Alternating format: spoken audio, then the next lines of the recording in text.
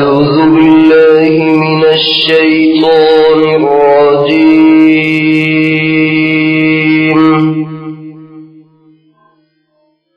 بسم الله الرحمن الرحيم.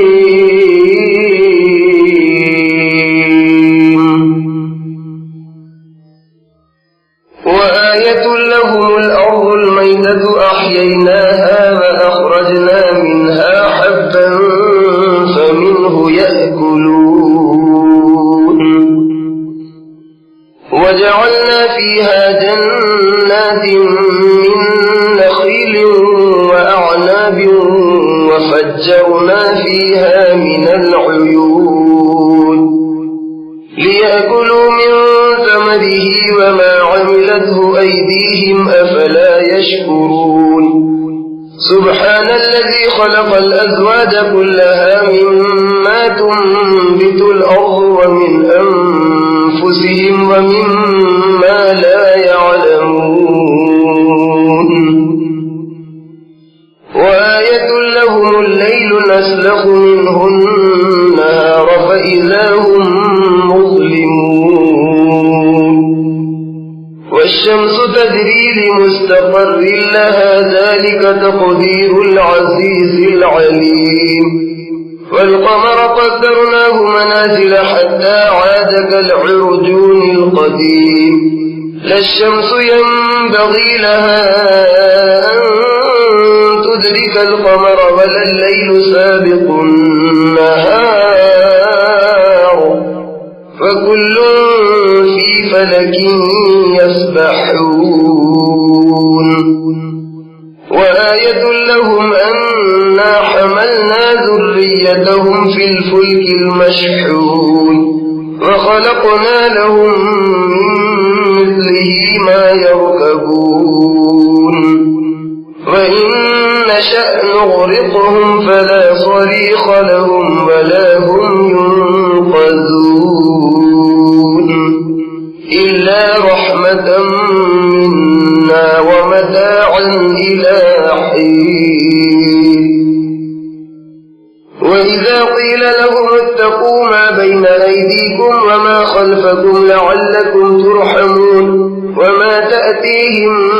من آية من آيات ربهم إلا كانوا عنها معرضين. وإذا قيل لهم أنفقوا مما رزقكم الله قال الذين كفروا للذين آمنوا أنطعم من لو يشاء الله أطعمه إن أنتم إلا في ضلال مبين. ويقولون متى هذا الوعد إن كنتم صادقين ما ينظرون إلا صيحة واحدة تأخذهم وهم يخصمون فلا يستطيعون توصية ولا إلى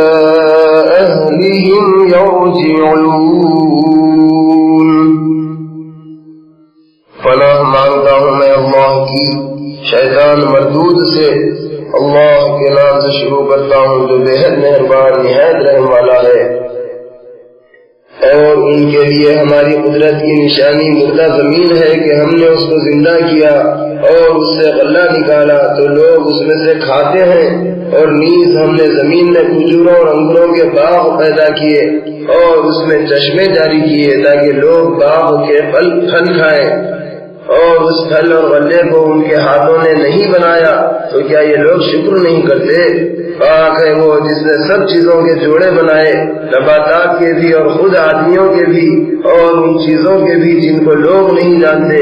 اور ان کے لیے ہماری قدرت کی نشانی رات ہے کہ اس سے ہم دن کو کھینچ لیتے ہیں تو اس وقت ان پر اندھیرا چھا جاتا ہے. اور ہماری قدرت کی ایک نشانی سورج ہے کہ وہ اپنے مقررہ راستے پر چلتا رہتا ہے. یہ اللہ غالب اور دانا کا ٹھہرایا ہوا اندازہ ہے. اور چاند کی بھی ہم نے منزلیں مقرر کر دی یہاں تک کہ گھٹتے گھٹتے ایسا رہ جاتا ہے جیسے کھجور کی پرانی ٹہنی. نہ سورج کی مجال ہے کہ چاند کو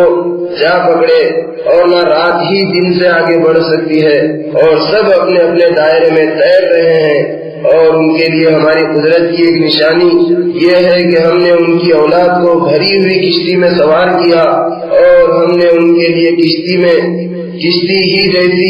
ایسی ہی چیزیں پیدا کی جن پر وہ سوار ہوتے ہیں، اور اگر ہم چاہیں تو انہیں غرق کر دیں، پھر نہ تو کوئی ان کا فریاد رس ہو اور نہ وہ بچائے جائیں، مگر یہ ہماری مہربانی ہے، اور ان کو ایک وقت تک فائدہ پہنچانا منظور ہے۔ اور جب ان سے کہا جاتا ہے کہ تم لوگ اس عذاب سے ڈرو جو تمہارے آگے اور تمہارے پیچھے ہے تاکہ تم پر رحم کیا جائے، تو وہ پرواہ نہیں کرتے، اور ان کے پاس ان کے پروردگار کی نشانیوں میں سے کوئی نشانی ایسی نہیں آتی کہ وہ اس سے منہ نہ پھیرتے ہوں۔ اور جب ان سے کہا جاتا ہے کہ اللہ نے جو کچھ تم کو دیا ہے اس میں سے خرچ کرو، تو کافر ایمان والوں سے یوں کہتے ہیں کہ کیا ہم ایسے لوگوں کو کھانا کھلائیں جن کو اگر اللہ چاہتا تو خود کھلا دیتا؟ تو تم صریح غلطی میں پڑے ہو۔ اور یہ لوگ کہتے ہیں یہ قیامت کا وعدہ کب پورا ہوگا؟ اگر تم سچے ہو تو بتاؤ۔ یہ تو ایک سخت آواز کے منتظر ہیں جو ان کو اس حال میں آ پکڑے گی جب وہ آپس میں جھگڑ رہے ہوں گے، پھر وہ نہ تو وصیت کر سکیں گے اور نہ اپنے گھر والوں میں واپس جا سکیں گے۔ وَنُفِخَ فِي الصُّورِ فَإِذَا هُم مِّنَ الْأَجْدَاثِ إِلَىٰ رَبِّهِمْ يَنسِلُونَ قَالُوا يَا وَيْلَنَا مَن بَعَثَنَا مِن مَّرْقَدِنَا هَٰذَا مَا وَعَدَ الرَّحْمَٰنُ وَصَدَقَ الْمُرْسَلُونَ إِن كَانَتْ إِلَّا صَيْحَةً وَاحِدَةً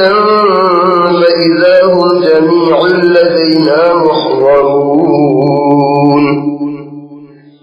فَالْيَوْمَ لَا تُظْلَمُ نَفْسٌ شَيْئًا وَلَا تُجْزَوْنَ إِلَّا مَا كُنتُمْ تَعْمَلُونَ إِنَّ أَصْحَابَ الْجَنَّةِ الْيَوْمَ فِي شُغُلٍ فَاكِهُونَ هُمْ وَأَزْوَاجُهُمْ فِي ظِلَالٍ عَلَى الْأَرَائِكِ مُتَّكِئُونَ لَهُمْ فِيهَا فَاكِهَةٌ وَلَهُمْ مَا يَدَّعُونَ سَلَامٌ قَوْلًا مِّن رَّبٍّ رَّحِيمٍ وَامْتَازُوا الْيَوْمَ أَيُّهَا الْمُجْرِمُونَ أَلَمْ أَعْهَدْ إِلَيْكُمْ يَا بَنِي آدَمَ أَلَّا تَعْبُدُوا الشَّيْطَانَ إِنَّهُ لَكُمْ عَدُوٌّ مُّبِينٌ وَأَنِ اعْبُدُونِي هَٰذَا صِرَاطٌ مُّسْتَقِيمٌ وَلَقَدْ أَضَلَّ مِنكُمْ جِبِلًّا كَثِيرًا أَفَلَمْ تَكُونُوا تَعْقِلُونَ هَٰذِهِ جَهَنَّمُ الَّتِي كُنتُمْ تُوعَدُونَ اصْلَوْهَا الْيَوْمَ بِمَا كُنتُمْ تَكْفُرُونَ الْيَوْمَ نَخْتِمُ عَلَىٰ أَفْوَاهِهِمْ وَتُكَلِّمُنَا أَيْدِيهِمْ وَتَشْهَدُ أَرْجُلُهُم بِمَا كَانُوا يَكْسِبُونَ وَلَوْ نَشَاءُ لَطَمَسْنَا عَلَىٰ أَعْيُنِهِمْ فَاسْتَبَقُوا الصِّرَاطَ فَأَنَّىٰ يُبْصِرُونَ وَلَوْ نَشَاءُ لَمَسَخْنَاهُمْ عَلَىٰ مَكَانَتِهِمْ فَمَا اسْتَطَاعُوا مُضِيًّا وَلَا يَرْجِعُونَ اور جس وقت سور پھونکا جائے گا تو ناگہاں لوگ قبروں سے نکل کر اپنے پروردگار کی طرف دوڑیں گے، کہیں گے کہ ہائے ہماری کم وقتی، ہم کو ہماری خوابگاہوں یعنی قبروں سے کس نے اٹھا دیا؟ یہ وہی قیامت ہے جس کا خدائے رحمان نے وعدہ کیا تھا اور پیغمبروں نے سچ کہا تھا۔ صرف ایک زور کی آواز ہوگی جس سے ایک سب جمع ہو کر ہمارے پاس حاضر کر دیے جائیں گے۔ پھر آج کسی شخص پر ذرا بھی ظلم نہ کیا جائے گا اور تم کو بس انہی کاموں کا بدلہ دیا جائے گا جو تم کیا کرتے تھے۔ بے شک جنت والے آج اپنے مشغلوں میں خوش ہوں گے، وہ اور ان کی بیویاں سایوں میں آراستہ تختوں پر تکیے لگائے بیٹھے ہوں گے، ان کے لیے وہاں ہر طرح کے میوے ہوں گے اور جو کچھ مانگیں گے ان کو ملے گا۔ ان کو رحم کرنے والے پروردگار کی طرف سے سلام کہا جائے گا، اور گناہ گاروں سے ہم کہیں گے کہ اے مجرموں آج ایمان والوں سے الگ ہو جاؤ۔ اے آدم کی اولاد، کیا میں نے تم کو تاکید نہیں کر دی تھی کہ تم شیطان کی عبادت نہ کرنا؟ بلا شبہ تمہارا کھلا دشمن ہے، اور یہ کہ میری ہی عبادت کرنا یہی سیدھا راستہ ہے، اور اس نے تم میں سے بہت سی مخلوق کو گمراہ کر دیا تھا، تو کیا تم سمجھتے نہ تھے؟ یہی وہ دوزخ ہے جس کا تم سے وعدہ کیا جاتا تھا، تو جو تم کفر کرتے رہے ہو اس کے بدلے میں آج اس میں داخل ہو جاؤ۔ آج ہم ان کے منہوں پر مہر لگا دیں گے، اور جو کچھ یہ کرتے رہے تھے ان کے ہاتھ ہم سے بیان کر دیں گے، اور ان کے پاؤں اس کی گواہی دیں گے، اور اگر ہم چاہیں تو ان کی آنکھوں کو مٹا دیں اور ان کو اندھا کر دیں، پھر وہ راستے کی طرف دوڑے تو کہاں دیکھ سکیں، اور اگر ہم چاہیں تو ان کی جگہ پر ان کی صورتیں بدل دیں تو وہاں سے وہ نہ آگے جا سکیں اور نہ پیچھے لوٹ سکیں۔ وَمَن نُعَمِّرْهُ نُنَكِّسْهُ فِي الْخَلْقِ أَفَلَا يَعْقِلُونَ وَمَا عَلَّمْنَاهُ الشِّعْرَ وَمَا يَنبَغِي لَهُ إِنْ هُوَ إِلَّا ذِكْرٌ وَقُرْآنٌ مُبِينٌ لِيُنذِرَ مَن كَانَ حَيًّا وَيَحِقَّ الْقَوْلُ عَلَى الْكَافِرِينَ أَوَلَمْ يَرَوْا أَنَّا خَلَقْنَا لَهُم مِّمَّا عَمِلَتْ أَيْدِينَا أَنْعَامًا فَهُمْ لَهَا مَالِكُونَ وَذَلَّلْنَاهَا لَهُمْ فَمِنْهَا رَكُوبُهُمْ وَمِنْهَا يَأْكُلُونَ وَلَهُمْ فِيهَا مَنَافِعُ وَمَشَارِبُ أَفَلَا يَشْكُرُونَ وَاتَّخَذُوا مِن دُونِ اللَّهِ آلِهَةً لَّعَلَّهُمْ يُنصَرُونَ لا يستطيعون نصرهم وهم لهم جند محضرون فلا يحزنك قولهم إنا نعلم ما يسرون وما يعلنون أولم ير الإنسان أنا خلقناه من نطفة فإذا هو خصيم مبين وضرب لنا مثلا ونسي خلقه قال من يحيي العظام وهي رميم قل يحييها الذي أنشأها أول مرة وهو بكل خلق عليم الذي جعل لكم من الشجر الأخضر نارا فإذا أنتم منه توقدون أوليس الذي خلق السماوات والأرض بقادر على أن يخلق مثلهم بلى وهو الخلاق العليم إنما أمره إذا أراد شيئا أن يقول له كن فيكون فسبحان الذي بيده ملكوت كل شيء وإليه ترجعون۔ اور جس کو ہم بڑی عمر دیتے ہیں اسے خلقت میں اوندھا کر دیتے ہیں تو کیا لوگ سمجھتے نہیں؟ اور ہم نے اپنے پیغمبر کو شعر نہیں سکھایا اور وہ ان کے لیے شایان بھی نہیں، وہ تو محض نصیحت اور روشن قرآن ہے تاکہ ایسے شخص کو ڈرائے جو زندہ ہو اور کافروں پر حجت ثابت ہو جائے۔ کیا ان لوگوں نے نہیں دیکھا کہ جو چیزیں ہم نے ان کے لیے اپنے ہاتھوں سے بنائی ان میں سے ہم نے ان کے لیے 4 پائے پیدا کیے کہ یہ ان کے مالک ہیں، اور ہم نے ان 4 پایوں کو ان کے قابو میں کر دیا، تو ان میں سے بعض تو ان کی سواریاں ہیں اور بعض کو وہ کھاتے ہیں، اور 4 پایوں میں ان کے لیے بہت سے فائدے ہیں اور پینے کی چیزیں یعنی دودھ، تو کیا یہ لوگ شکر نہیں کرتے؟ اور ان لوگوں نے اللہ کے سوا اور معبود بنا رکھے ہیں کہ شاید ان سے ان کو کوئی مدد پہنچے، لیکن وہ ان کی مدد نہیں کر سکیں گے، اور وہ ان لوگوں کے حق میں مخالف لشکر ہو جائیں گے جو قیامت کے دن حاضر کیے جائیں گے۔ تو اے پیغمبر ان لوگوں کی باتیں تمہیں غمگین نہ کرے، ہم جانتے ہیں کہ جو کچھ یہ چھپاتے ہیں اور جو کچھ ظاہر کرتے ہیں۔ کیا انسان نے نہیں دیکھا کہ ہم نے اس کو نطفے سے پیدا کیا تو وہ بڑا ہو کر علانیہ جھگڑالو بن گیا اور ہماری شان میں مثالیں بیان کرنے لگا اور اپنی پیدائش کو بھول گیا. کہنے لگا کہ جب ہڈیاں بوسیدہ ہو جائیں گی تو ان کو کون زندہ کرے گا؟ اے پیغمبر کہہ دو کہ ان کو وہ زندہ کرے گا جس نے ان کو پہلی بار پیدا کیا تھا، اور وہ سب طرح کا پیدا کرنا جانتا ہے. وہ ایسا قادر ہے جو ہرے درخت سے تمہارے لیے آگ پیدا کر دیتا ہے، پھر تم اس سے آگ سلگاتے ہو. بھلا جس نے آسمانوں اور زمین کو پیدا کیا، کیا وہ اس بات پر قادر نہیں کہ ان جیسے آدمیوں کو دوبارہ پیدا کر دے؟ کیوں نہیں، ضرور قادر ہے. وہ تو بڑا پیدا کرنے والا اور خوب جاننے والا ہے. اس کی شان یہ ہے کہ جب وہ کسی چیز کا ارادہ کرتا ہے تو اس سے فرما دیتا ہے کہ ہو جا، بس وہ ہو جاتی ہے. بس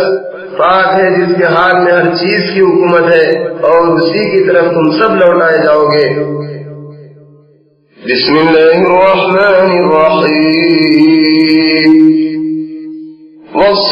والصافات صفا فالزاجرات زجرا فالتاليات ذكرا إن إلهكم لواحد رب السماوات والأرض وما بينهما ورب المشارق إنا زينا السماء الدنيا بزينة الكواكب وحفظا من كل شيطان مارد لا يسمعون إلا الملأ الأعلى ويقذفون من كل جانب دحورا ولهم عذاب واصب إلا من خطف الخطفة فأتبعه شهاب ثاقب فاستفتهم أهم أشد خلقا أم من خلقنا إنا خلقناهم من طين لازب بل عجبت ويسخرون وإذا ذكروا لا يذكرون وإذا رأوا آية يستسخرون وقالوا إن هذا إلا سحر مبين أإذا متنا وكنا ترابا وعظاما أإنا لمبعوثون أو آباؤنا الأولون قل نعم وأنتم داخرون فإنما هي زجرة واحدة فإذا هم ينظرون وقالوا يا ويلنا هذا يوم الدين هذا يوم الفصل الذي كنتم به تكذبون. اللہ کے نام سے شروع کرتا ہوں جو بے حد مہربان نہایت رحم والا ہے. قسم ہے صف باندھنے والوں کی قطار ہو کر، پھر ڈانٹنے والوں کی جھڑک کر، پھر ذکر یعنی قرآن پڑھنے والوں کی کہ بے شک تمہارا پروردگار ایک ہی ہے جو آسمانوں اور زمین کا اور جو چیزیں ان دونوں کے درمیان ہیں سب کا پروردگار ہے، اور سورج کے طلوع ہونے کے مقامات کا بھی پروردگار ہے. بلا شبہ ہم ہی نے آسمان دنیا کو ستاروں کی زینت سے آراستہ کیا اور ہر سرکش شیطان سے اس کی حفاظت کی کہ وہ شیاطین عالم بالا کی طرف کان نہ لگا سکیں، اور بھگانے کے لیے ہر طرف سے ان پر انگارے پھینکے جاتے ہیں اور ان کے لیے ہمیشہ کا عذاب ہوگا. مگر ہاں جو کوئی چوری سے کچھ لے بھاگنا چاہتا ہے تو دہکتا ہوا انگارہ اس کے پیچھے لگتا ہے. تو اے پیغمبر ان سے پوچھو کہ آیا ان کا پیدا کرنا زیادہ دشوار ہے یا ان چیزوں کا جن کو ہم نے پیدا کیا؟ بلا شبہ ہم ہی نے ان کو لیسدار مٹی سے پیدا کیا. ہاں تم تو ان کی حالت پر تعجب کرتے ہو اور یہ تمسخر کرتے ہیں، اور جب ان کو نصیحت کی جاتی ہے تو نصیحت نہیں مانتے، اور جب کوئی نشانی دیکھتے ہیں تو اس کی ہنسی اڑاتے ہیں اور کہتے ہیں کہ یہ تو کھلا جادو ہے، اور کہتے ہیں بلا جب ہم مر گئے اور مٹی اور ہڈیاں ہو گئے تو کیا ہم پھر زندہ کر کے اٹھائے جائیں گے، اور ہمارے اگلے باپ دادا بھی اٹھائے جائیں گے؟ ان سے کہہ دو کہ ہاں تم ضرور اٹھائے جاؤ گے اور ذلیل ہوگے. وہ تو ایک زور کی آواز ہوگی اور یہ ایکائک زندہ ہو کر دیکھنے لگیں گے اور کہیں گے کہ ہائے ہماری کمبختی، یہ تو وہی روز جزا ہے. اور ارشاد ہوگا کہ ہاں یہ وہی فیصلے کا دن ہے جس کو تم جھٹلایا کرتے تھے. احشروا الذين ظلموا وأزواجهم وما كانوا يعبدون من دون الله الله فاهدوهم إلى صراط الجحيم وقفوهم إنهم مسؤولون ما لكم لا تناصرون بل هم اليوم مستسلمون وأقبل بعضهم على بعض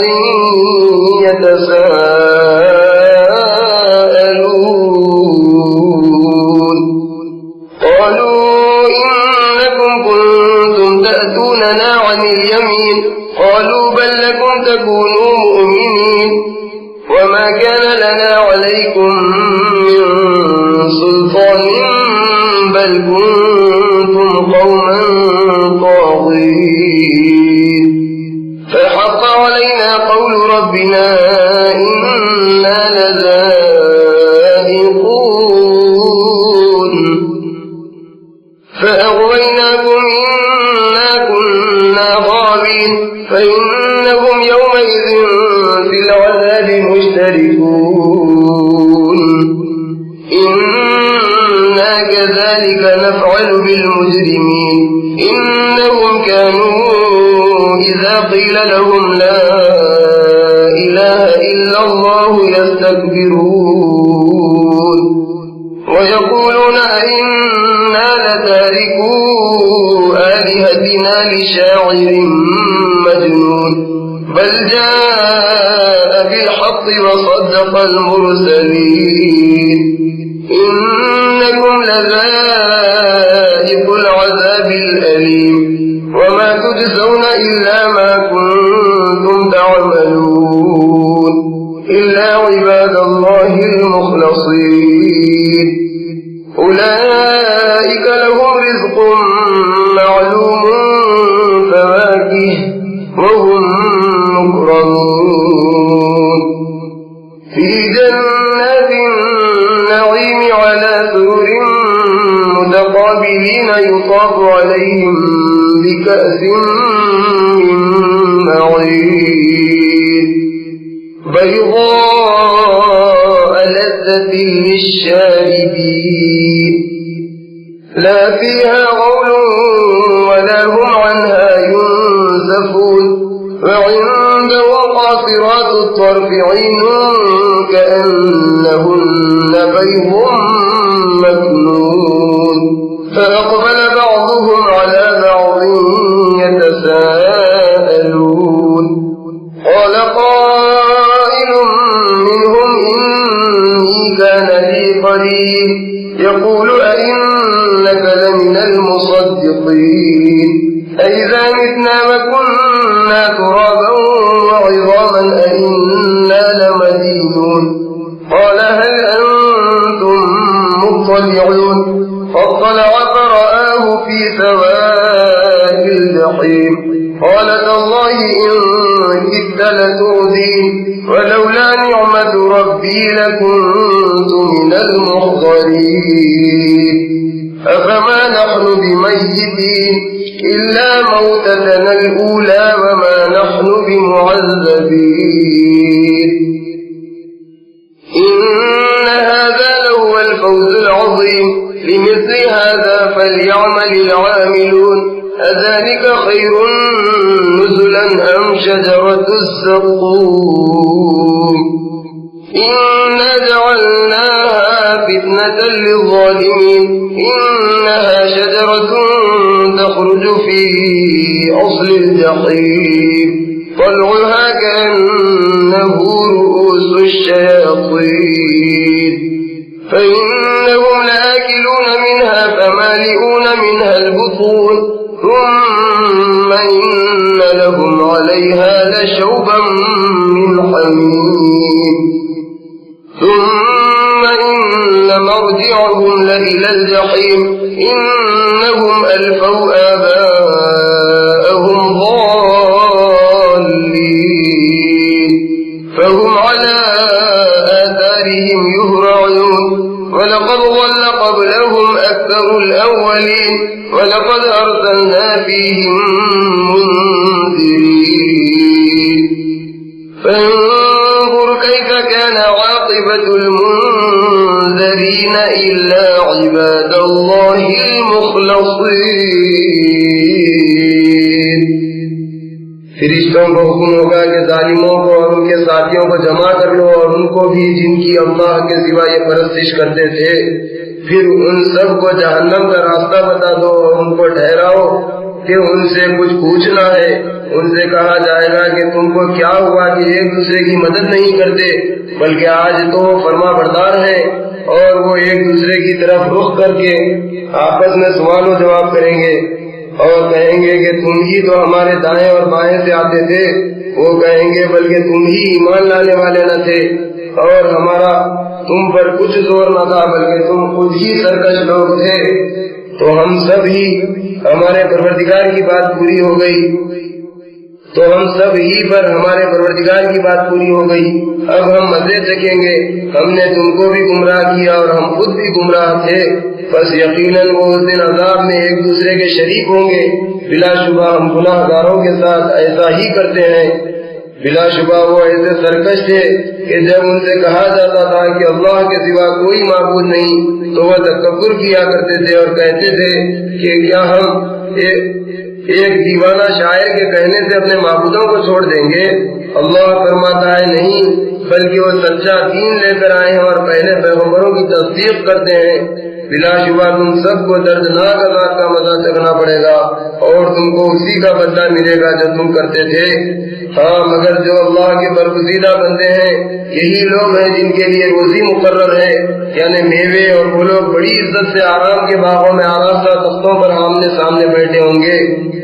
ان میں شراب لطیف کے جام کا دور چلے گا جو سفید ہوگی اور پینے والوں کو لذت دے گی، نہ اس سے درد سر ہوگا اور نہ وہ اس کے پینے سے بہکیں گے۔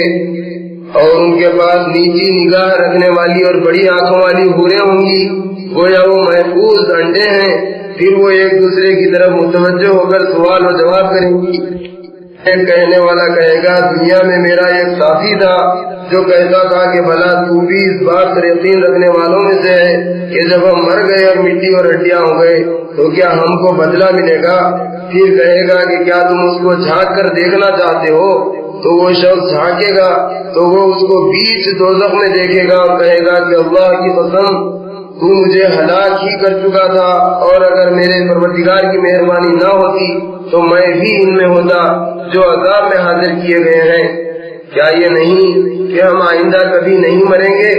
ہاں، پہلی بار جو مرنا تھا تو مر چکے اور ہمیں عذاب بھی نہ ہوگا۔ بے شک یہ بڑی کامیابی ہے۔ ایسی کامیابی کے لیے عمل کرنے والوں کو عمل کرنا چاہیے۔ بھلا یہ مہمانی اچھی ہے یا توہر کا درخت؟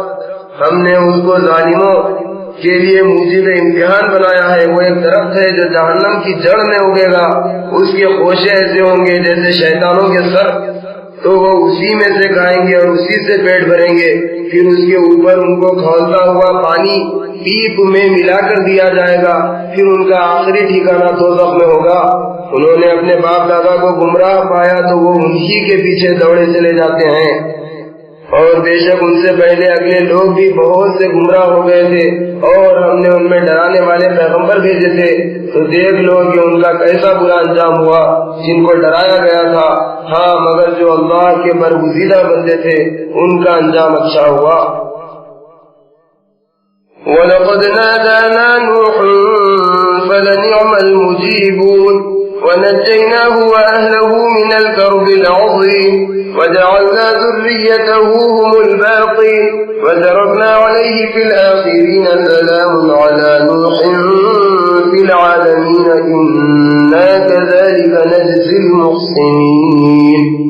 إِنَّهُ مِنْ عِبَادِنَا الْمُؤْمِنِينَ ثُمَّ أَغْرَقْنَا الْآخَرِينَ وَإِنَّ مِنْ شِيعَتِهِ لَإِبْرَاهِيمَ إِذْ جَاءَ رَبَّهُ بِقَلْبٍ سَلِيمٍ إِذْ قَالَ لِأَبِيهِ وَقَوْمِهِ مَاذَا تَعْبُدُونَ أَئِفْكًا آلِهَةً دُونَ اللَّهِ تُرِيدُونَ فَمَا ظَنُّكُمْ بِرَبِّ الْعَالَمِينَ فَنَظَرَ نَظْرَةً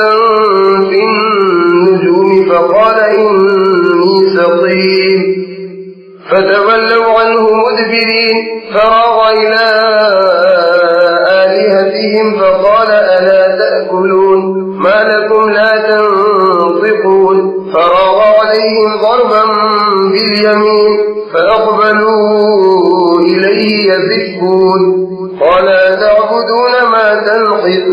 تنحتون والله خلقكم وما تعملون قالوا ابنوا له بنيانا فألقوه في الجحيم فأرادوا به كيدا فجعلناهم الأسفلين وقال إني ذاهب إلى ربي سيهدين رب هب لي من الصالحين فبشرناه بغلام حليم فلما بلغ معه السعي قال يا بني إني أرى في المنام أني أذبحك فانظر ماذا ترى قال يا أبت افعل ما تؤمر ستجدني إن شاء الله من الصابرين فلما أسلما وتله للجبين وناديناه أن يا إبراهيم قد صدقت الرؤيا إنا كذلك نجزي المحسنين إن هذا لهو البلاء المبين وفديناه بذبح عظيم وتركنا عليه في الآخرين سلام على إبراهيم كذلك نجزي المحسنين إنه من عبادنا المؤمنين وبشرناه بإسحاق نبيا من الصالحين وباركنا عليه وعلى إسحاق ومن ذريتهما محسن وظالم لنفسه مبين اور ہم کو انہوں نے پکارا تو دیکھ لو کہ ہم کیسے اچھے فریاد سننے والے ہیں اور ہم نے ان کو ان کے گھر والوں کو بڑی مصیبت سے نجات دی اور ہم نے انہی کی اولاد کو باقی رہنے دیا اور پیچھے آنے والوں میں ان کا ذکر خیر باقی رکھا سارے جہاں والوں میں نوح پر سلام ہو بلا شبہ ہم نیکوکاروں کو ایسا ہی بدلہ دیا کرتے ہیں بے شک وہ ہمارے ایماندار بندوں میں سے تھے پھر ہم نے دوسرے لوگوں یعنی کافروں کو فرق کر دیا اور بلا شبہ نوح کی پیروی کرنے والوں میں ابراہیم بھی تھے جبکہ وہ اپنے پروردگار کی طرف پاک دل لے کر متوجہ ہوئے جبکہ انہوں نے اپنے باپ سے اور اپنی قوم سے پوچھا کہ تم کن چیزوں کی پرستش کرتے ہو کیا جھوٹ بنا کر اللہ کے سوا دوسرے معبودوں کے طالب ہو بھلا پروردگار عالم کے بارے میں تمہارا کیا خیال ہے ابراہیم نے ستاروں کی طرف ایک نظر کی اور کہا کہ میں تو بیمار ہوں تب وہ ان سے پیٹ پھیر کر لوٹ گئے پھر ابراہیم ان کے معبودوں کی طرف متوجہ ہوئے اور کہنے لگے کہ تم کھاتے کیوں نہیں تمہیں کیا ہوا کہ بولتے نہیں پھر ان کو داہنے ہاتھ سے مارنے اور توڑنے لگے پھر لوگ ابراہیم کے پاس دوڑے ہوئے آئے ابراہیم نے کہا کیا تم ایسی چیزوں کی پرستش کرتے ہو جن کو خود تراشتے ہو اللہ نے تمہیں بھی پیدا کیا اور تمہاری ان بنائی ہوئی چیزوں کو بھی وہ لوگ آپس میں کہنے لگے کہ ابراہیم کے لیے ایک آتش خانہ بناؤ اور اس کو دہکتی آگ میں ڈال دو اور انہوں نے ابراہیم کے ساتھ برائی کرنی چاہی اور ہم نے انہی کو زیر کر دیا اور ابراہیم نے کہا کہ میں اپنے پروردگار کی طرف جانے والا ہوں وہ مجھے راستہ دکھائے گا ابراہیم نے دعا کی کہ اے میرے پروردگار مجھے ایک فرزند عطا فرما جو نیکوں میں سے ہو تو ہم نے ان کو ایک بردبار لڑکے کی خوشخبری دی بس جب وہ لڑکا ابراہیم کے ساتھ دوڑنے کی عمر کو پہنچا تو ابراہیم نے کہا کہ بیٹا میں خواب میں دیکھتا ہوں کہ تمہیں ذبح کر رہا ہوں تو سوچو کہ تمہاری کیا رائے ہے لڑکے نے کہا کہ ابا جان آپ کو جو حکم ہوا ہے آپ بلا تعامل کیجیے انشاءاللہ آپ مجھ کو صبر کرنے والوں میں سے پائیں گے پھر جب دونوں نے اللہ کے حکم کو تسلیم کر لیا اور باپ نے بیٹے کو ماتھے کے بل لٹا دیا اور ذبح کرنے لگے تو ہم نے ان کو پکارا کہ اے ابراہیم तुमने ख्वाब को सच्चा कर दिखाया, हम नेकोकारों को ऐसा ही बदला दिया करते हैं। बिलाशुबा ये बड़ा इम्तिहान था और हमने उस लड़के के फिदिये में इब्राहिम को एक बड़ा तबीहा दिया और हमने पीछे आने वालों में इनका जिक्र खैर बाकी रखा। इब्राहिम पर सलाम हो, नेकोकारों को हम इसी तरह बदला दिया करते हैं। बेशक वो हमारे ईमानदार बंदों में से थे और हमने उनको इसहाक की खुशखबरी दी कि वो नबी और नेकोकारों में से होंगे और हमने इब्राहिम और इसहाक पर बरकतें नाज़िल की और उन दोनों की औलाद में से नेकोकार भी हैं और अपने आप पर खुला जुल्म करने वाले भी।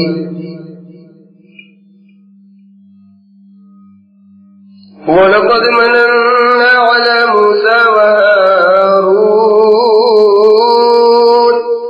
वनज्जयनाहुमा व क़ौमहुमा मिनल कर्बिल अज़ीम वनसरनाहुम फकानू हुमुल गालिबीन وآتيناهما الكتاب المستبين وهديناهما الصراط المستقيم وتركنا عليهما في الآخرين سلام على موسى وهارون إنا كذلك نجزي المحسنين إنهما من عبادنا المؤمنين وإن إلياس لمن المرسلين إذ قال لقومه ألا تتقون أتدعون بعلا وتذرون أحسن الخالقين الله ربكم ورب آبائكم الأولين فكذبوه فإنهم لمحضرون إلا عباد الله المخلصين وتركنا عليه في الآخرين سلام على ياسين إنا كذلك نجزي المحسنين إنه من عبادنا المؤمنين وإن لوطا لمن المرسلين إذ نجيناه وأهله أجمعين إلا عجوزا في الغابرين ثم دمرنا الآخرين وإنكم لتمرون عليهم مصبحين وبالليل أفلا تعقلون और हमने मूसा और हारून पर भी एहसान किया और हमने उनको और उनकी कौम को बड़ी मुसीबत से नजात दी और हमने उन सब की फिरौन के मुकाबले में मदद की तो वही गालिब आए और हमने उन दोनों को वाज़ेह किताब दी और उनको सीधा रास्ता दिखाया और पीछे आने वालों में उनका जिक्र खैर बाकी रखा। मूसा और हारून पर सलाम हो, बेशक हम नेकोकारों का ऐसा ही बदला दिया करते हैं। वो दोनों हमारे ईमानदार बंदों में से थे और बिलाशुबा इलियास भी पैगम्बरों में से थे, जबकि उन्होंने अपनी कौम से कहा कि क्या तुम डरते नहीं, क्या तुम बाल को पुकारते हो और पूजते हो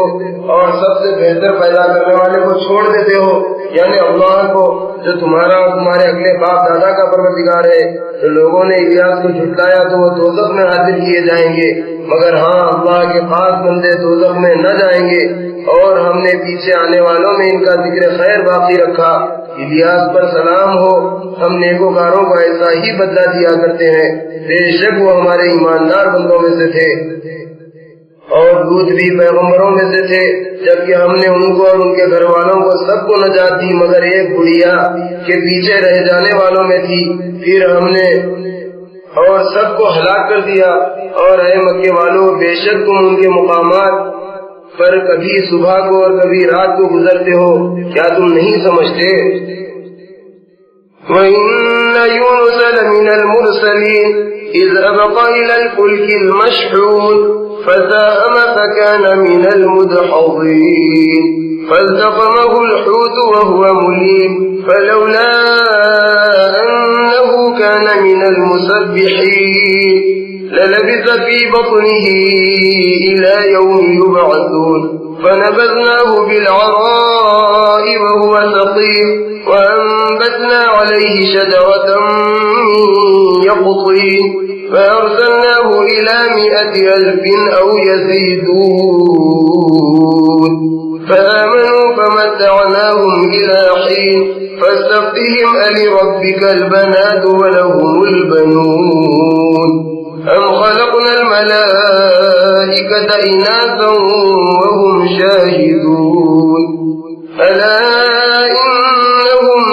من إفكهم ليقولون ولد الله وإنهم لكاذبون أصطفى البنات على البنين ما لكم كيف تحكمون أفلا تذكرون أم لكم سلطان مبين فأتوا بكتابكم إن كنتم صادقين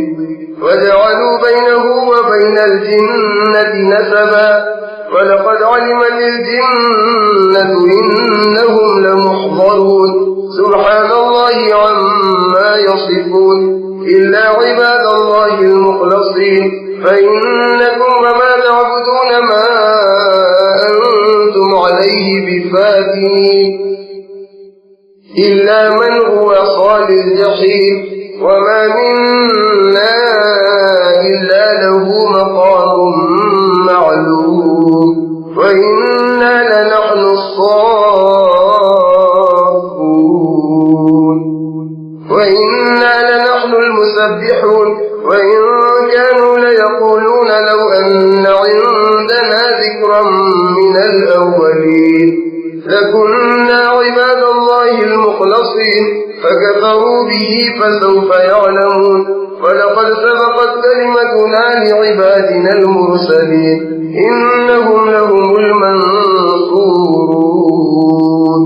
وإن جندنا لهم الغالبون فتول عنهم حتى حين فأبصرهم فسوف يبصرون أفبعذابنا يستعجلون فإذا نزل بساحتهم فساء صباح المنذرين وتول عنهم حتى حين فأبصر فسوف يبصرون سبحان ربك رب العزة عما يصفون وسلام على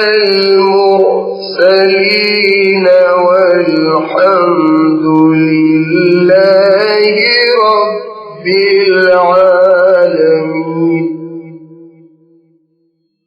اور یونس بھی پیغمبروں میں سے تھے، جبکہ بھاگ کر بھری ہوئی کشتی میں پہنچے تو قرار ڈلوایا،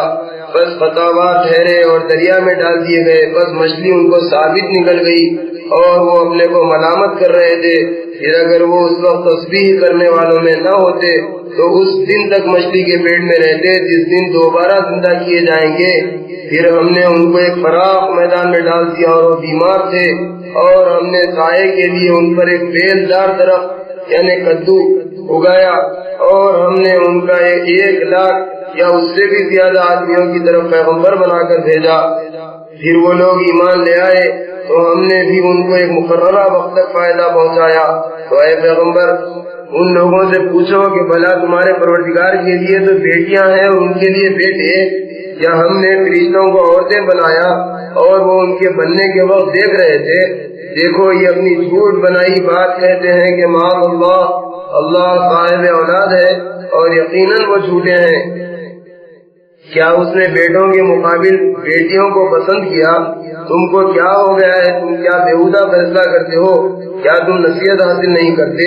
کیا تمہارے پاس کوئی کھلی دلیل ہے؟ تو اگر تم اس میں سچے ہو تو اپنی کتاب پیش کرو. اور انہوں نے اللہ اور جنوں میں رشتہ قائم کیا، حالانکہ جنات جانتے ہیں کہ وہ عذاب میں حاضر کیے جائیں گے. یہ جو کچھ بیان کرتے ہیں اللہ اس سے پاک ہے، مگر اللہ کے مخلص بندے عذاب سے محفوظ رہیں گے. تو تم اور تمہارے سارے معبود اللہ کے خلاف کسی کو بہکا نہیں سکتے مگر اس کو جو جہنم میں جانے والا ہے. اور فرشتے کہتے ہیں کہ ہم میں سے ہر ایک کا مقام مقرر ہے اور ہم سب باندھے رہتے ہیں اور ہم اللہ کی پاکی بیان کرتے ہیں. اور یہ لوگ کہا کرتے تھے کہ اگر ہمارے پاس اگلوں کی کتاب کی طرح کوئی نصیحت کی کتاب آتی تو ہم اللہ کے برگزیدہ بندے ہو جاتے، لیکن اس قرآن سے کفر کرتے ہیں تو ہم قریب ان کو اس کا نتیجہ معلوم ہو جائے گا. اور ہمارے پاس بندوں یعنی پیغمبروں کے لیے ہمارا یہ وعدہ پہلے ہی سے مقرر ہو چکا ہے کہ بے شک وہی غالب کیے جائیں گے اور ہمارا ہی لشکر غالب رہتا ہے. تو اے پیغمبر ایک وقت تک ان سے منہ پھیرے رہو اور انہیں دیکھتے رہو، یہ بھی عنقریب کفر کا انجام دیکھ لیں گے۔ کیا یہ لوگ ہمارے عذاب کے لیے جلدی کر رہے ہیں؟ مگر جب وہ ان کے میدان میں اتر آئے گا تو جن کو ڈر سنایا گیا تھا ان کے لیے برا دن ہوگا، اور ایک وقت تک ان سے منہ پھیرے رہو اور انہیں دیکھتے رہو، یہ بھی عنقریب کفر کا انجام دیکھ لیں گے۔ تمہارا پروردگار جو بڑی عزت والا ہے ان باتوں سے پاک ہے جو یہ کافر بیان کرتے ہیں، اور پیغمبروں پر سلام ہو، اور ہر طرح کی تعریف اللہ کے لیے ہے جو سارے جہاں کا پروردگار ہے۔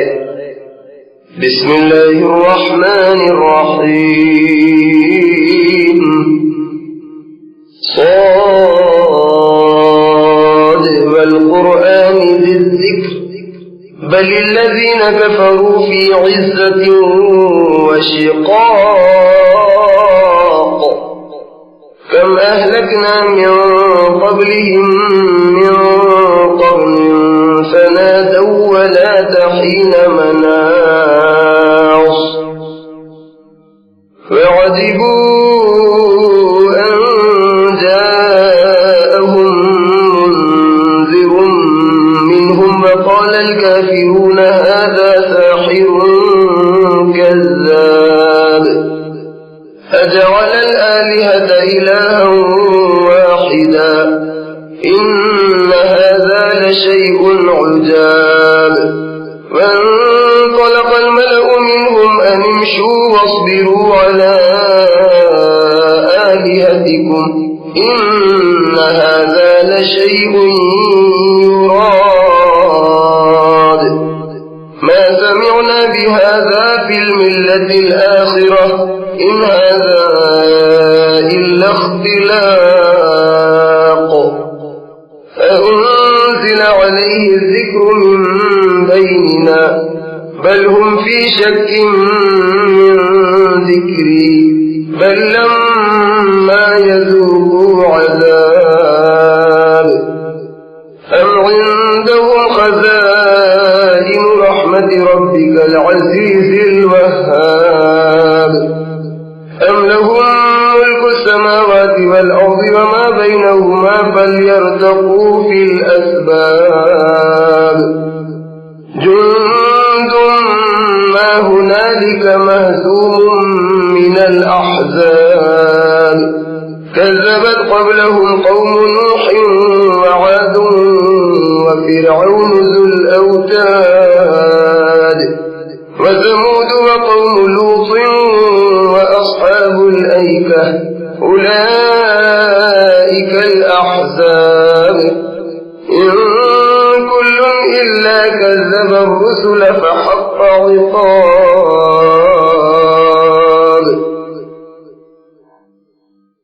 اللہ کے نام سے شروع کرتا ہوں جو بے حد مہربان نہایت رحم والا ہے۔ صاد، اے محمد صلی اللہ علیہ وسلم، قسم ہے قرآن کی جو نصیحت سے بھرا ہوا ہے کہ تم حق پر ہو، بلکہ خود یہ کافر ہی تعصب اور حق کی مخالفت میں ہیں۔ ہم نے ان سے پہلے بہت سی امتوں کو ہلاک کر دیا تو وہ عذاب کے وقت فریاد کرنے لگے اور وہ چھٹکارا پانے کا وقت نہ تھا، اور انہوں نے اس بات پر تعجب کیا کہ ان کے پاس انہی میں سے ایک ڈرانے والا آیا، اور کافروں نے کہا کہ یہ شخص تو جادوگر اور جھوٹا ہے، کیا اس نے اتنے معبودوں کی جگہ ایک ہی معبود بنا دیا؟ واقعی یہ تو بہت ہی عجیب بات ہے۔ اور ان کافروں کے رئیس یہ کہتے ہوئے چل کھڑے ہوئے کہ یہاں سے چلو اور اپنے معبودوں کی پرستش پر قائم رہو، یقیناً اس بات میں اس کی کوئی ذاتی غرض ہے، ہم نے یہ بات پچھلے دین میں کبھی نہیں سنی،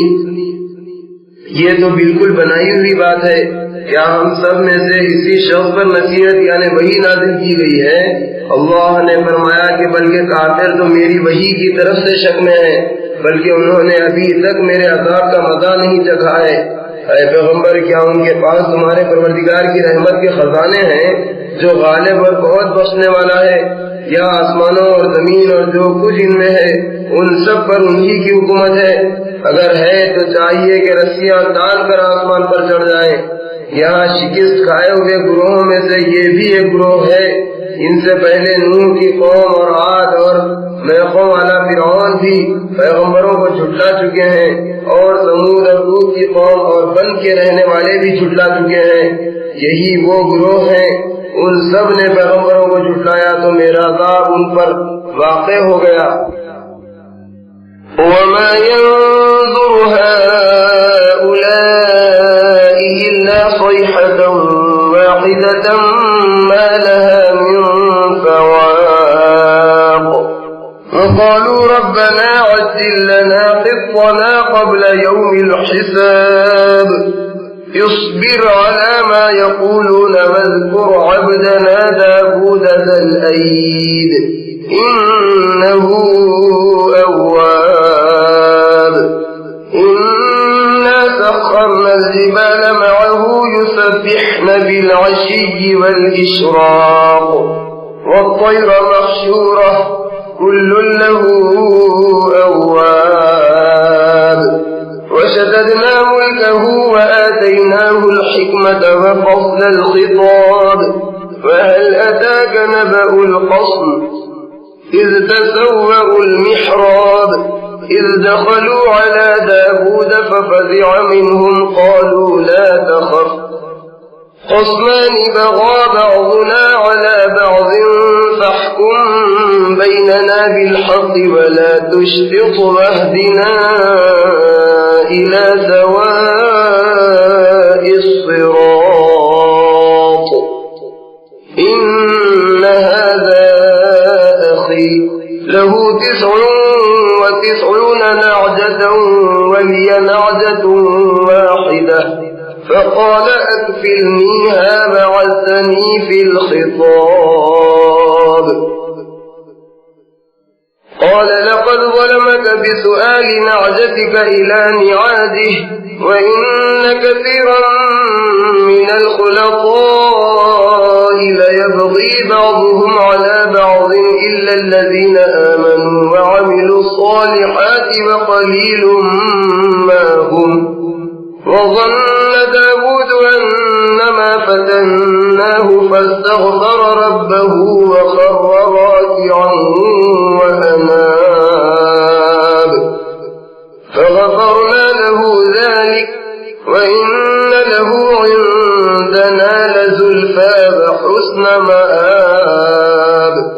يا داود إنا جعلناك خليفة في الأرض فاحكم بين الناس بالحق ولا تتبع الهوى فيضلك عن سبيل الله إن الذين يضلون عن سبيل الله لهم عذاب شديد بما نسوا يوم الحساب اور یہ لوگ تو بس ایک زور کی چیخ کے منتظر ہیں جو دم نہ لے گی، اور یہ لوگ کہتے ہیں کہ ہمارے پروردگار ہم کو ہمارا حصہ حساب کے دن سے پہلے ہی دے دے۔ اے پیغمبر تم ان کی باتوں پر صبر کرو اور ہمارے بندے داؤد کو یاد کرو جو بڑی قوت والے تھے اور بے شک وہ ہماری طرف رجوع کرنے والے تھے۔ ہم نے پہاڑوں کو ان کے زیر فرمان کر رکھا تھا جو صبح و شام ان کے ساتھ ہماری تسبیح کیا کرتے تھے، اور اسی طرح پرندوں کو بھی جو تسبیح کے وقت داؤد کے پاس جمع ہو جاتے تھے سب ان کے فرما بردار تھے، اور ہم نے ان کی سلطنت کو بڑی قوت دی تھی اور ان کو حکمت عطا فرمائی تھی اور فیصلہ کن خطاب کی قوت بخشی تھی۔ اور اے پیغمبر کیا تم ان کو ان اہل مقدمے کی خبر پہنچی؟ کیا تم کو ان اہل مقدمہ کی خبر پہنچی ہے جو دیوار پھاند کر عبادت خانے میں داخل ہوئے؟ جب وہ داؤد کے پاس آئے تو داؤد ان سے گھبرائے، انہوں نے کہا کہ خوف نہ کیجیے، ہم دونوں اہل مقدمہ ہیں، ہم میں سے ایک نے دوسرے پر زیادتی کی ہے تو آپ ہم میں انصاف کے ساتھ فیصلہ کر دیجیے اور بے انصافی نہ کیجیے اور ہم کو سیدھا راستہ دکھا دیجیے۔ بلا شبہ یہ میرا بھائی ہے، اس کے پاس 99 دمبیاں ہیں اور میرے پاس صرف ایک ہی دمبی ہے، یہ کہتا ہے کہ وہ بھی میرے حوالے کر دے اور بات چیت میں مجھ کو دباتا ہے۔ داؤد نے کہا کہ یہ تو تیری دمبی مانگتا ہے کہ اس کو اپنی دمبیوں میں ملائے تو بے شک وہ تجھ پر ظلم کرتا ہے، اور اکثر شریک ایک دوسرے پر زیادتی ہی کیا کرتے ہیں، مگر ہاں جو لوگ ایمان لائے اور نیک عمل کرتے رہے، اور ایسے لوگ بہت بہت ہی کم ہیں۔ اللہ فرماتا ہے کہ داؤد نے خیال کیا کہ اس واقعے سے ہم نے ان کی آزمائش کی ہے، تو انہوں نے اپنے پروردگار سے بخشش مانگی اور سجدے میں گر پڑے اور ہماری طرف رجوع ہوئے تو ہم نے ان کو معاف کر دیا، اور بے شک ان کے لیے ہمارے ہاں قرب اور اچھا ٹھکانہ ہے۔ اے داؤد، ہم نے تم کو زمین میں بادشاہ بنایا تو لوگوں میں انصاف کے ساتھ فیصلہ کیا کرو اور اپنی نفسانی خواہش کی پیروی مت کرو، اگر ایسا کرو گے تو وہ تمہیں اللہ کے راستے سے بھٹکا دے گی، بے شک جو لوگ اللہ کے راستے سے بھٹکتے ہیں ان کے لیے سخت عذاب ہوگا کہ انہوں نے حساب کے دن کو بھلا دیا تھا۔ وَمَا خَلَقْنَا السَّمَاءَ وَالْأَرْضَ وَمَا بَيْنَهُمَا بَاطِلًا ذَلِكَ ظَنُّ الَّذِينَ كَفَرُوا فَوَيْلٌ لِّلَّذِينَ كَفَرُوا مِنَ النَّارِ أَمْ نَجْعَلُ الَّذِينَ آمَنُوا وَعَمِلُوا الصَّالِحَاتِ كَالْمُفْسِدِينَ فِي الْأَرْضِ أَمْ نَجْعَلُ الْمُتَّقِينَ كَالْفُجَّارِ كتاب أنزلناه إليك مبارك ليدبروا آياته وليتذكر أولو الألباب ووهبنا لداود سليمان نعم العبد إنه أواب إذ عرض عليه بالعشي الصافنات الجياد فقال إني أحببت حب الخير عن ذكر ربي حتى تبارت بالحجاب ردوها علي فطفق مسحا بالسوق والأعناق ولقد فتنا سليمان وألقينا على كرسيه جسدا ثم أناب قال رب اغفر لي وهب لي ملكا لا ينبغي لأحد من بعدي إنك أنت الوهاب فسخرنا له الريح تجري بأمره رخاء حيث أصاب والشياطين كل بناء وغواص وآخرين مقرنين في الأصفاد هذا عطاؤنا فامنن أو أمسك بغير حساب وإن له عندنا لزلفى وحسن مآب اور ہم نے آسمان و زمین کو اور جو چیزیں ان کے درمیان ہیں ان کو خالی حکمت نہیں پیدا کیا، یہ یعنی خالی حکمت ہونا ان لوگوں کا گمان ہے جو کافر ہیں، تو کافروں کے لیے آخرت میں بڑی خرابی ہے یعنی دوزخ۔ ہاں تو کیا ہم ان لوگوں کو جو ایمان لائے اور نیک عمل کرتے رہے ان کے برابر کر دیں گے جو کفر و نافرمانی کر کے دنیا میں فساد کرتے پھرتے ہیں، یا ہم پرہیزگاروں کو بدکاروں کے برابر کر دیں گے؟ یہ بابرکت کتاب ہے جس کو ہم نے تم پر اس لیے نازل کیا ہے تاکہ تم لوگ اس کی آیتوں میں غور کریں اور تاکہ عقل مند نصیحت حاصل کریں۔ اور ہم نے داؤد کو سلیمان عطا کیا اور وہ بہت اچھے بندے تھے اور اللہ کی طرف رجوع کرنے والے تھے۔ چنانچہ وہ واقعہ یاد کرو جبکہ سے پہر کے وقت اصیل اور عمدہ گھوڑے ان کے سامنے پیش کیے گئے تو کہنے لگے کہ میں اس مال کی محبت میں پڑھ کر اپنے پروردگار کی یاد سے غافل ہو گیا، یہاں تک کہ آفتاب پردے مغرب میں چھپ گیا۔ پھر ملازمین کو حکم دیا کہ ان گھوڑوں کو میرے پاس لاؤ اور ان کی ٹانگوں اور گردنوں پر تلوار سے ہاتھ صاف کرنا شروع کیا، اور یقیناً ہم نے سلیمان کی آزمائش کی اور ان کے تخت پر ایک دھڑ ڈال دیا۔ پھر انہوں نے ہماری طرف رجوع کیا اور دعا کی کہ اے پروردگار میری بخشش فرما اور مجھ کو ایسی سلطنت عطا فرما کہ میرے بعد کسی کو میسر نہ ہو، بلا شبہ تو بڑا عطا فرمانے والا ہے۔ تو ہم نے ہوا کو ان کے تابع کر دیا کہ جہاں وہ جانا چاہتے تو ان کے حکم سے نرمی سے چلتی، اور جنات کو بھی ان کا تابع کر دیا یعنی عمارتیں بنانے والے और गोता मारने वाले और दूसरे जिन्नात को भी जो जंजीरों में जकड़े हुए थे, हमने कहा कि ये हमारी बख्शिश है, चाहो तो एहसान करो या चाहो तो रख छोड़ो, तुमसे कुछ हिसाब नहीं। और बिलाशुबा उनके लिए हमारे यहाँ खास कुर्ब और अच्छा ठिकाना है। वज़्कुर अब्दना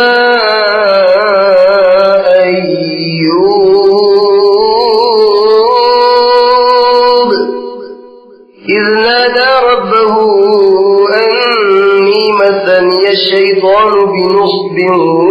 وعذاب اركض برجلك هذا مغتسل بارد وشراب ووهبنا له أهله ومثلهم معهم رحمة منا وذكرى لأولي الألباب وخذ بيدك ضغثا فاضرب به ولا تحنث إنا وجدناه صابرا نعم العبد إنه أواب واذكر عبادنا إبراهيم وإسحاق ويعقوب أولي الأيدي والأبصار إنا أخلصناهم بخالصة ذكر الدار وإنهم عندنا لمن المصطفين الأخيار واذكر إسماعيل واليسع وذا الكفل وكل من الأخيار هذا ذكر وإن للمتقين لحسن مآب جنات عدن مفتحة لهم الأبواب متكئين فيها يدعون فيها بفاكهة كثيرة وشراب وعندهم قاصرات الطرف أتراب هذا ما توعدون ليوم الحساب إن هذا لرزقنا ما له من نفاد هذا وإن للطاغين لشر مآب جهنم يصلونها فبئس المهاد هذا فليذوقوه حميم وغساق وآخر من شكله أزواج هذا فوج مقتحم معكم لا مرحبا بهم إنهم صالوا النار قالوا بل أنتم لا مرحبا بكم أنتم قدمتموه لنا فبئس القرار قالوا ربنا من قدم لنا هذا فزده عذابا ضعفا في النار وقالوا ما لنا لا نرى رجالا كنا نعدهم من الأشرار اتخذناهم سحريا أم زاغت عنهم الأبصار إن ذلك لحق تخاصم أهل النار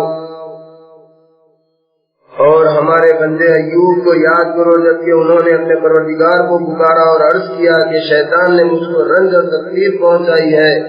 हमने कहा कि जमीन पर अपना पाँव मारो, देखो ये चश्मा निकल आया जो नहाने को ठंडा और पीने को शीरीन है।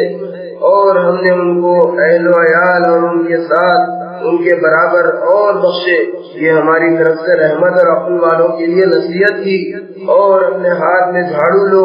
और उससे मारो और कसम न तोड़ो, बेशक हमने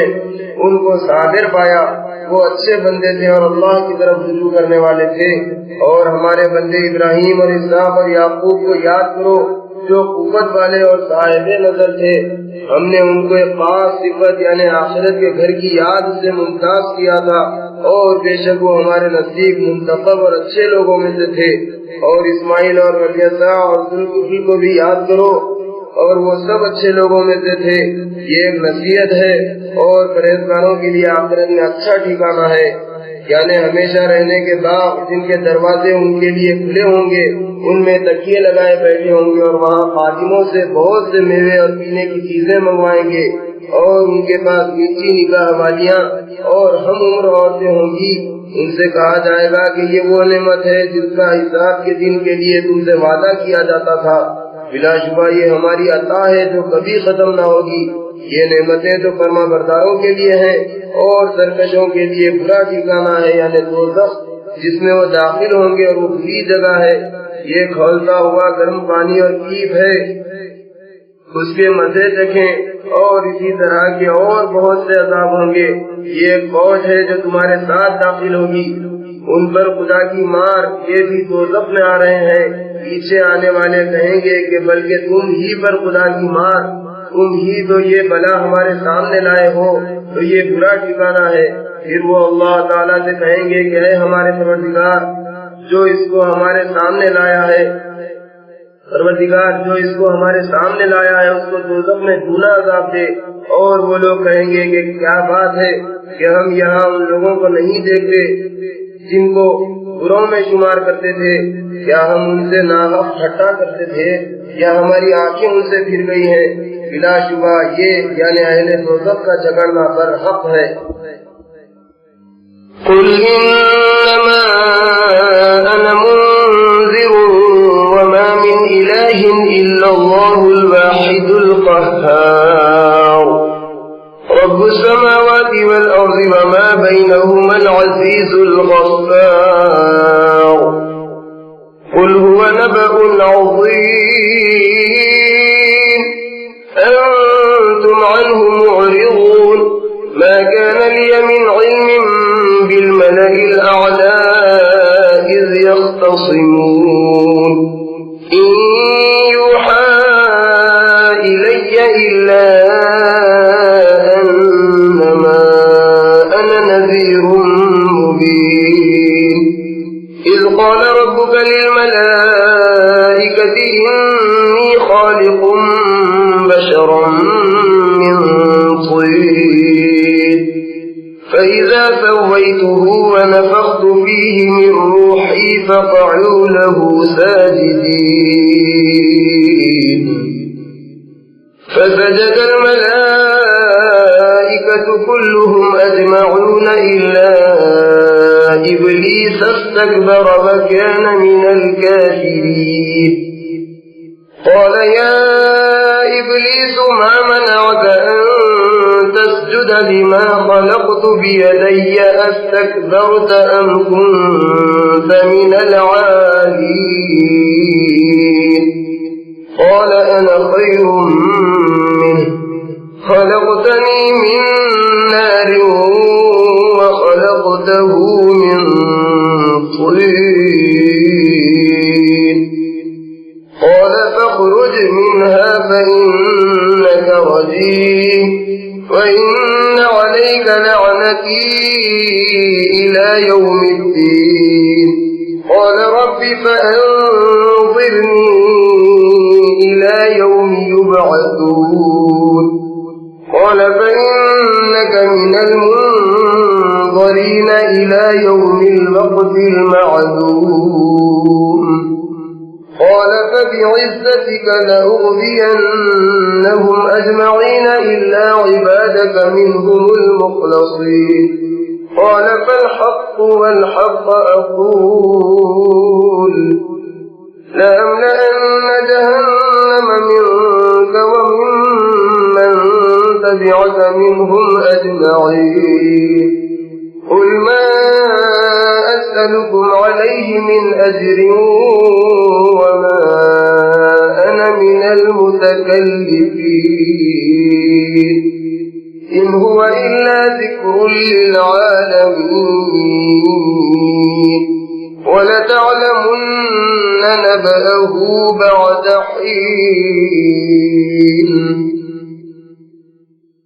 ऐ पैगम्बर उनसे कह दो कि मैं तो सिर्फ डराने वाला हूँ और अल्लाह के सिवा कोई माबूद नहीं जो एकता और गालिब है, जो आसमानों और जमीन का और जो कुछ इन दोनों के दरमियान है सब का परवरदिगार है, गालिब और बख्शने वाला।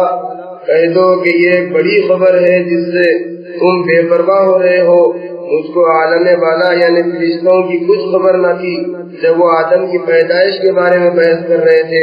मेरी तरफ तो यही वही की जाती है कि मैं खुल्लम खुला डराने वाला हूँ,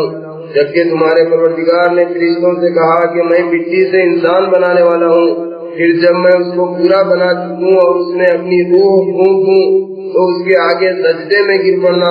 जब अल्लाह ने उसको बनाया तो सारे के सारे फरिश्तों ने आदम को सजदा किया,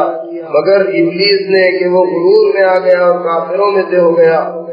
अल्लाह ने फरमाया कि ऐ इब्लीस,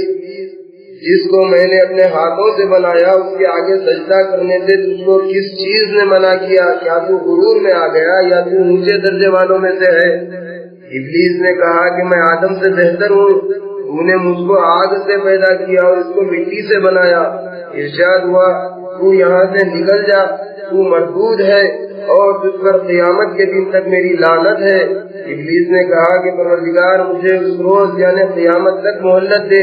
ये लोग दोबारा उठाए जाएंगे। इरशाद हुआ, तुझको उस रोज तक मोहल्लत दी जाती है जिसका वक्त मुकर्रर है।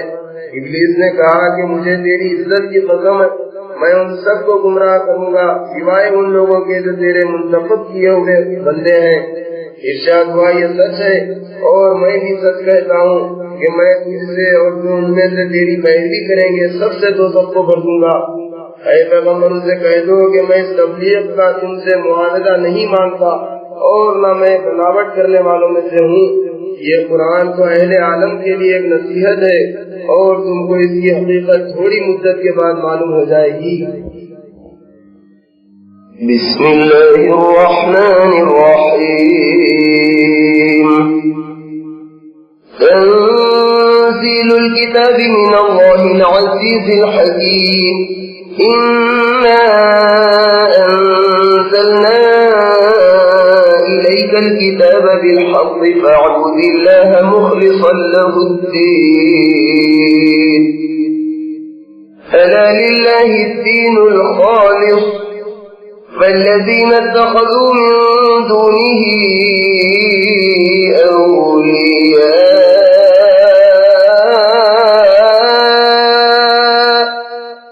मा नअबुदुहुम इल्ला लियुक़र्रिबूना इलल्लाहि ज़ुल्फ़ा इन्नल्लाहा यहकुमु बैनहुम फ़ीमा हुम फ़ीहि यख़्तलिफ़ून। इन्नल्लाहा ला यहदी मन हुवा काज़िबुन कफ़्फ़ार। लौ अरादा अल्लाहु अन यत्तख़िज़ वलदन लastafaa मिम्मा यख़्लुक़ु मा यशाअु सुब्हानहु हुवा अल्लाहुल वाहिदुल क़ह्हार। ख़लक़स समावाति वल अर्ज़ बिलहक़्क़ युकव्विरु अल-लैल अला अन-नहारि व युकव्विरु अन-नहार अला अल-लैल व सख़्ख़रा अश-शम्स वल-क़मर कुल्लुन यजरी लिअजलिन मुसम्मा अला हुवल अज़ीज़ुल गफ़्फ़ार। خلقكم من نفس واحدة ثم جعل منها زوجها وأنزل لكم من الأنعام 8 أزواج يخلقكم في بطون أمهاتكم خلقا من بعد خلق في ظلمات 3 ذلكم الله ربكم له الملك لا إله إلا هو فأنا تصرفون إن تكفروا فإن الله غني عنكم ولا يرضى لعباده الكفر وإن تشكروا يرضه لكم ولا تزر وازرة وزر وزر أخرى ثم إلى ربكم مرجعكم فينبئكم بما كنتم تعملون إنه عليم بذات الصدور وإذا مس الإنسان ضر دعا ربه منيبا إليه ثم إذا خفله نعمة منه نسي ما كان يدعو إليه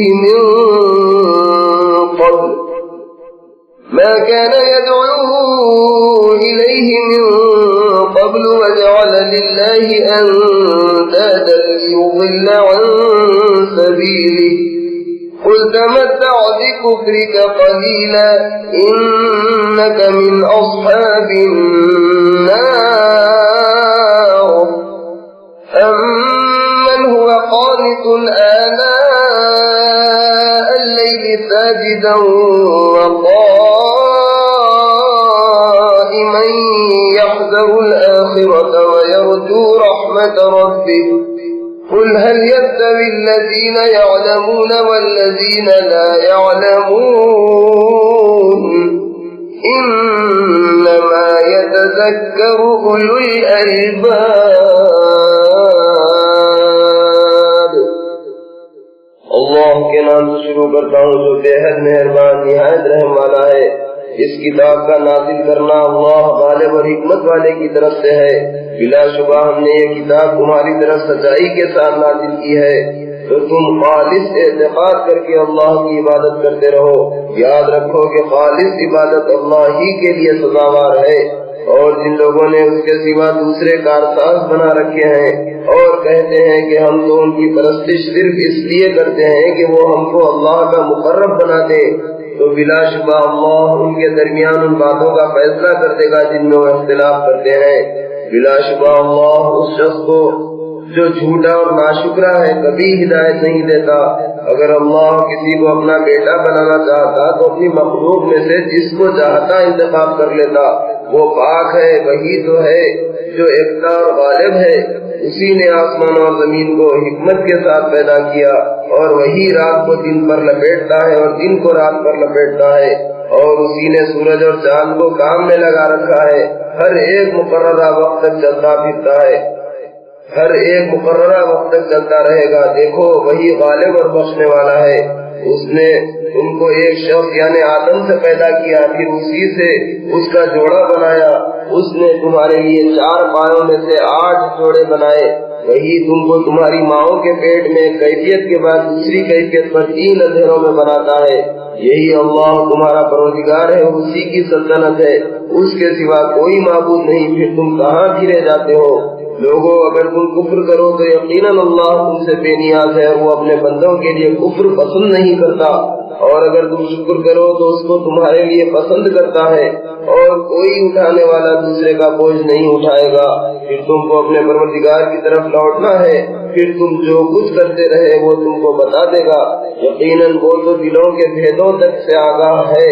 اور جب انسان کو تکلیف پہنچتی ہے تو اپنے پروردگار کو پکارتا ہے اور اسی کی طرف رجوع ہوتا ہے۔ پھر جب وہ اس کو اپنی طرف سے کوئی نعمت دیتا ہے تو جس کام کے لیے پہلے اس کو پکارتا تھا اسے بھول جاتا ہے اور اللہ کا شریک بنانے لگتا ہے تاکہ لوگوں کو اس کے راستے سے گمراہ کرے۔ اے پیغمبر اس سے کہہ دو کہ اپنے کفر سے تھوڑا سا فائدہ اٹھا لے، بلا شبہ تو دوزخیوں میں سے ہے۔ بھلا جو شخص رات کے اوقات میں سجدہ و قیام یعنی نماز کی حالت میں عبادت کرتا ہے، آخرت سے ڈرتا ہے اور اپنے پروردگار کی رحمت کی امید کرتا ہے، کیا وہ مشرک کے برابر ہو سکتا ہے؟ ہرگز نہیں۔ کہو کہ بھلا جو لوگ علم رکھتے ہیں اور جو علم نہیں رکھتے دونوں برابر ہو سکتے ہیں؟ بلا شبہ عقل مند لوگ ہی نصیحت مانتے ہیں۔ قل يا عبادي الذين آمنوا اتقوا ربكم للذين أحسنوا في هذه الدنيا حسنة فأرض الله واسعة إنما يوفى الصابرون أجرهم بغير حساب قل إني أمرت أن أعبد الله مخلصا له الدين وأمرت لأن أكون أول المسلمين قل إني أخاف إن عصيت ربي عذاب يوم عظيم قل الله أعبد مخلصا له ديني فاعبدوا ما شئتم من دونه قل إن الخاسرين الذين خسروا أنفسهم وأهليهم يوم القيامة ألا ذلك هو الخسران المبين لهم من فوقهم ظلل من النار ومن تحتهم ظلل ذلك يخوف الله به عباده يا عباد فاتقون فالذين اجتنبوا الطاغوت أن يعبدوها وأنابوا إلى الله لهم البشرى فبشر عباد الذين يستمعون القول فيتبعون أحسنه أولئك الذين هداهم الله وأولئك هم أولو الألباب أفمن حق عليه كلمة العذاب أفأنت تنقذ من في النار لكن الذين اتقوا ربهم لهم غرف من فوقها غرف مبنية تجري من تحتها الأنهار وعد الله لا يخلف الله الميعاد ألم تر أن الله أنزل من السماء ماء فسلكه ينابيع في الأرض ثم يخرج به زرعا مختلفا ألوانه ثم يهيج فتراه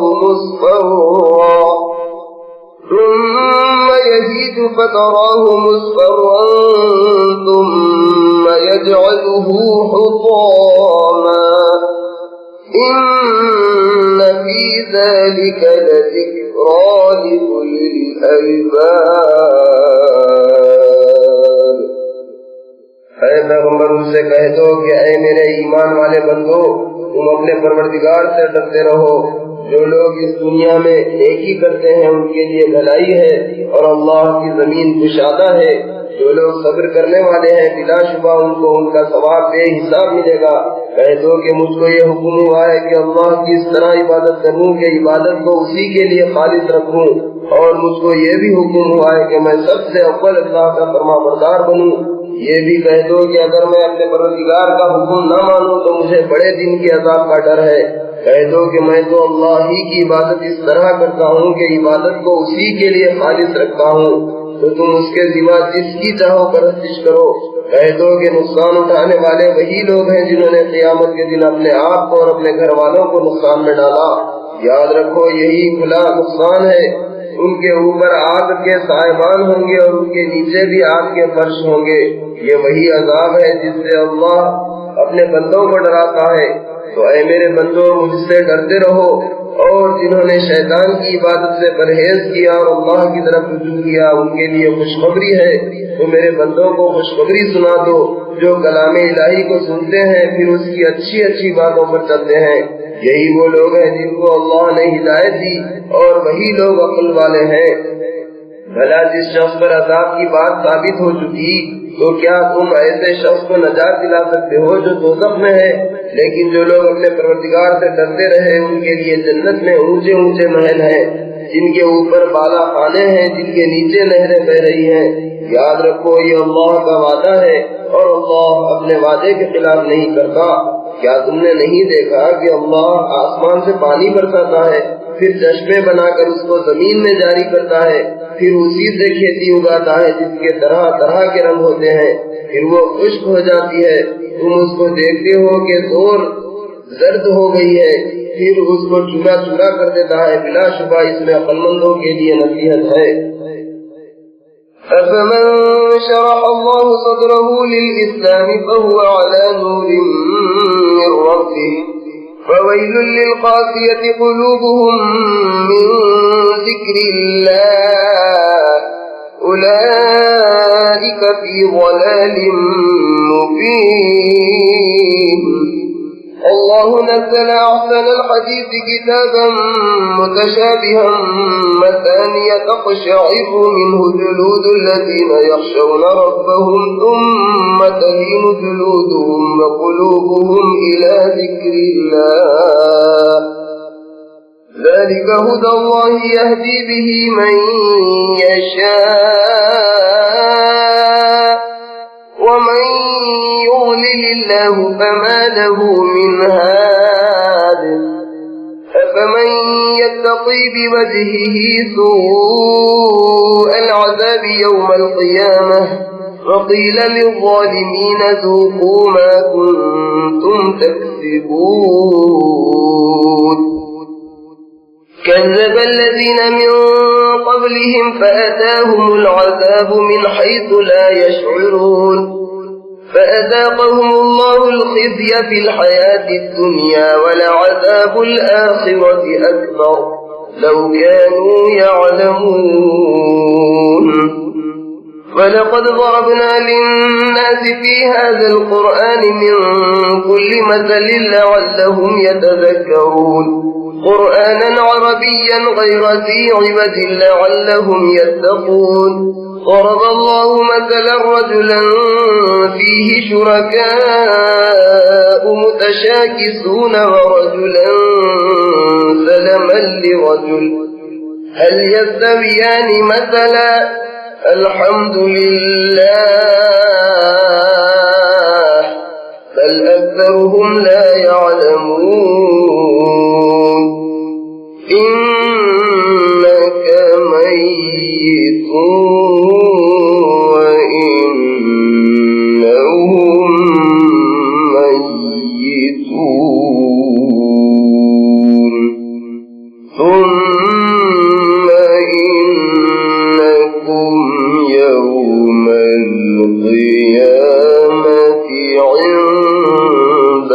ربكم تختصمون. صدق الله العظيم.